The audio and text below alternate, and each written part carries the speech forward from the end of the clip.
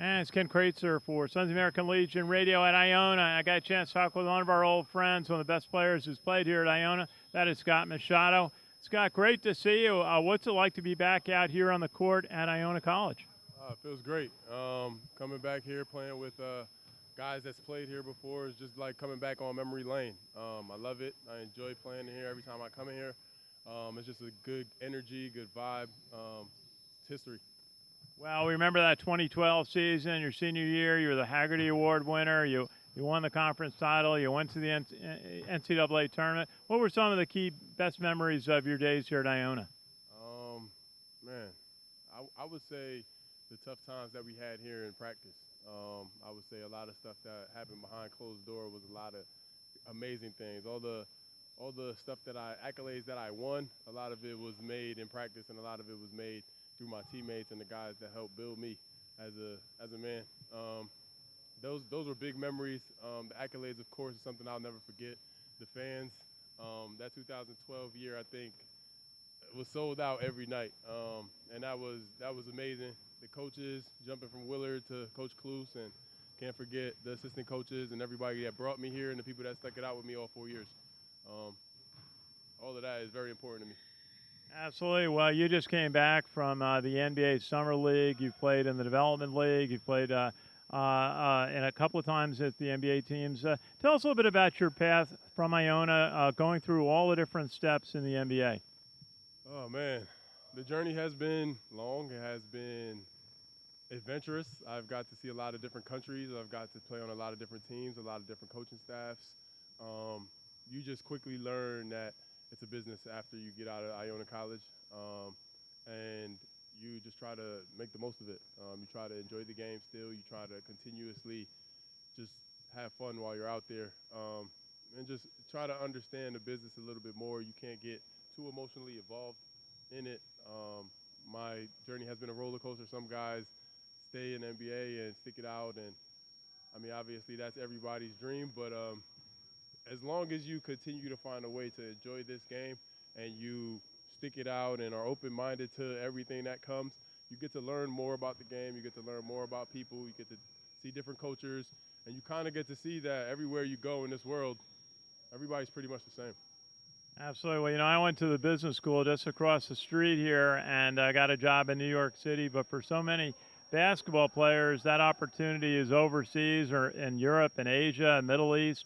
Tell us a little bit about some of the places you visited and how you work to fit in those countries and on those teams. I've been to, so after the NBA, I went to France, Estonia, Germany, and then Spain. And in those countries, some of them spoke English. Most of them speak English, and in some countries, most of them don't speak English. But you find an easy way because the teams normally help you out and they try to make it easy for you. And they just make sure that you're strictly worried about basketball and nothing else. But yeah, I mean, it's a grind. It's a grind. If you're out the country, you're away from family, you're away from friends. You got to be open to making new friends and meeting new people and just sticking it out and just being open-minded, really. That's really all it is.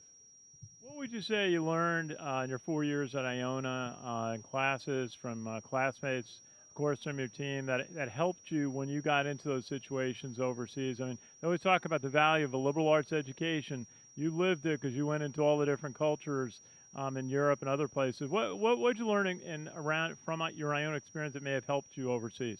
I guess it was more so of the people understanding the type of person I am, and just goal-orientated with my basketball career.